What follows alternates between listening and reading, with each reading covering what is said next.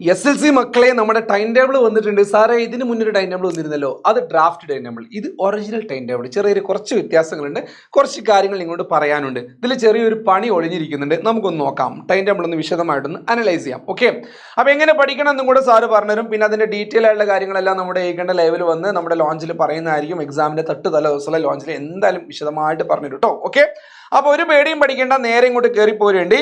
ഇതാ ഇവിടെ ആദ്യത്തെ എക്സാം എന്ന് പറഞ്ഞാൽ നമ്മുടെ 3-ാം തീയതി ഇംഗ്ലീഷിൽ നമ്മൾ തുടങ്ങുന്നുണ്ട്. അവിടെ പ്രശ്നം എന്താണെന്ന് വെച്ചാൽ ഒരു ദിവസം പോലും ഗ്യാപ്പ് ഇല്ലാതെ നമുക്ക് 4-ാം തീയതി മാത്സ് വരുന്നുണ്ട്. മാത്സ് ഓക്കെ, അതായത് വെനസ്ഡേ ബുധനാഴ്ച മാത്സ് വരുന്നുണ്ട്. അപ്പോൾ നമ്മൾ ആലോചിക്കേണ്ടത് ഇനിയുള്ള ദിവസങ്ങളിലും, അതായത് സാറ്റർഡേ സൺഡേ മൺഡേ, ആ ഒരു 1-ാം തീയതി 2-ാം തീയതി ആ ഒരു ദിവസങ്ങളിലെല്ലാം തന്നെ നമ്മൾ ഫോക്കസ് ചെയ്യേണ്ടത് മാത്സിലും ഇംഗ്ലീഷിലും ഒരുപോലെയാണ്. മാത്സ് വീക്ക് ആയവർ എന്തായാലും മാത്സിൽ ഒന്നും കൂടെ ഫോക്കസ് ചെയ്തേ മതിയാകൂ. അതാണ് ഇവിടെ കാണിക്കുന്നത്.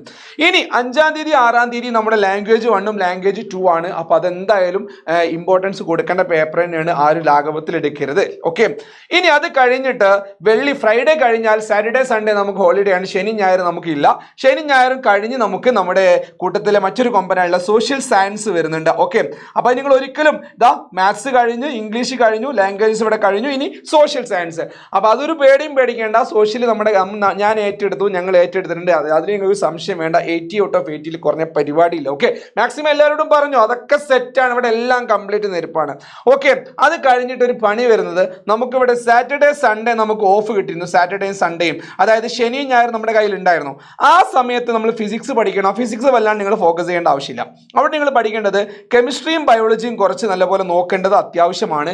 കാരണം 11-ാം തീയതി വെനസ്ഡേ നമുക്ക് ചൊവ്വാഴ്ചത്തെ ഫിസിക്സ് കഴിഞ്ഞാൽ ക്ഷീണം മാറ്റാൻ പോലും സമയമില്ലാണ്ട് 2 പരീക്ഷ എഴുതേണ്ടി വരും. കെമിസ്ട്രിയും ബയോളജിയും നമ്മൾ എന്ത് ചെയ്യേണ്ടി വരും? എഴുതേണ്ടി വരും. അപ്പോൾ അത് അത്രയും ഇമ്പോർട്ടൻ്റ് ആണ്. നല്ലപോലെ എന്ത് ചെയ്യുക, ഒന്ന് ശ്രദ്ധിക്കുക. Okay, yes. അപ്പോൾ അടുത്ത് നമ്മൾ നോക്കേണ്ട കാര്യം എന്താണെന്ന് വെച്ചാൽ ലാസ്റ്റ് എക്സാം ആയിട്ട് നമുക്ക് വരുന്നത് ഹിന്ദിയാണ്. ഹിന്ദിയോട് കൂടി എന്ത് ചെയ്യും, നമ്മുടെ എക്സാം എന്ത് ചെയ്യും, ക്ലോസ് ചെയ്യും. സാർ ഇവിടെ സാറ് പറഞ്ഞാൽ ഒരു പണി വരാനുണ്ടെന്ന്. ആ പണി എന്താണെന്നല്ല ഇപ്പം ഞാൻ പറഞ്ഞുതരാം. 13-ാം തീയതി നമുക്ക് എക്സാം വരാനുള്ള സാധ്യത വളരെ കൂടുതലാണ്. ഇപ്പോഴത്തെ കേരളത്തിന്റെ സാഹചര്യം വെച്ച് നോക്കുമ്പോൾ ഏത് സമയവും ലീവ് പ്രഖ്യാപിക്കാം എന്ന രീതിയിലാണ് നിൽക്കുന്നത്. ഇതുവരെ നമ്മൾ ലീവ് പ്രഖ്യാപിക്കുമ്പോൾ നമ്മൾ സന്തോഷിക്കുന്ന ഒരു അവസ്ഥയാണെങ്കിൽ ഇനി ലീവ് പ്രഖ്യാപിക്കുമ്പോൾ അല്ലെ എക്സാം ഒന്ന് മാറ്റി വെക്കുന്ന സമയത്ത് ഉള്ളൊന്ന് കാളും. കാരണം എന്താണെന്നറിയോ, നിങ്ങൾക്ക് എങ്ങാനും ഇതിൽ ഏതെങ്കിലും ഒരു പരീക്ഷ മാറ്റി വെക്കേണ്ടി വന്നാൽ അത് വരുന്നത് ഫ്രൈഡേ ആണ്. അതായത് 13-ാം തീയതി ഫ്രൈഡേ, 13 വെള്ളിയാഴ്ച വരിക. ആ വെള്ളിയാഴ്ചൻ്റെ പ്രത്യേകത എന്താ വെച്ചാൽ ഓണത്തിന് തലേ ദിവസമായിരിക്കും. ഓണത്തിന് തൊട്ട് തലേ ദിവസമായിരിക്കും. നിങ്ങളുടെ സ്കൂളിലൊക്കെ ഓണപ്പൂക്കളും മത്സരം ചെറിയ രീതിയിലെങ്കിലും നടക്കും. അതായത് വയനാട്ടിലെ ദുരന്തം കാരണം നമ്മളെല്ലാം ഓണാഘോഷമൊക്കെ വളരെയധികം വെട്ടിക്കുറച്ചിട്ടുണ്ട്. എന്നാലും സ്കൂളിൽ ചെറിയ രീതിയിൽ നമ്മുടെ ഓണം മാവേലി വരവേൽക്കാനുള്ള ഒരുക്കങ്ങളൊക്കെ ഉണ്ടാവും. അതൊക്കെ മാറ്റി വെച്ച് നിങ്ങൾ പരീക്ഷ എഴുതുന്ന സാഹചര്യം ആലോചിച്ച് നോക്കി, നിങ്ങൾ എല്ലാം അടപടലം വീഴും.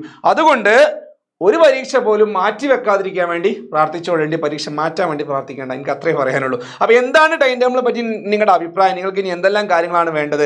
അതെല്ലാം തന്നെ നിങ്ങൾക്ക് താഴെ കമൻറ്റ് ബോക്സിൽ രേഖപ്പെടുത്താം. മാക്സിമം ആളുകളോട് ഷെയർ ചെയ്യാം. ഒരു കാര്യം കൂടി ഞാൻ ഉറപ്പ് തരികയാണ്, എക്സാമിൻ്റെ ഈ ഒരു ടൈമിൽ 3-ാം തീയതി മുതൽ അങ്ങോട്ട് 12-ാം തീയതി വരെ നിങ്ങളുടെ ഷെഡ്യൂൾ എങ്ങനെയായിരിക്കണം എന്നതുമായി ബന്ധപ്പെട്ട് ഒരു കൃത്യമായ ധാരണ തരാൻ വേണ്ടി ഞങ്ങൾ ഞായറാഴ്ച നെക്സ്റ്റ് സൺഡേ വരുന്നതായിരിക്കും. അപ്പോൾ അതുവരെ നിങ്ങൾ എന്ത് ചെയ്യാം, നമ്മുടെ മിനി മാരത്തോണോടൊപ്പം സഞ്ചരിക്കാം. മിനി മാരത്തോൺ നിങ്ങൾക്ക് വേണ്ടിയിട്ട് എല്ലാ ചാപ്റ്റേഴ്സിൻ്റെ റിവിഷൻ ഇവിടെ കണ്ടക്ട് ചെയ്യുന്നുണ്ട്.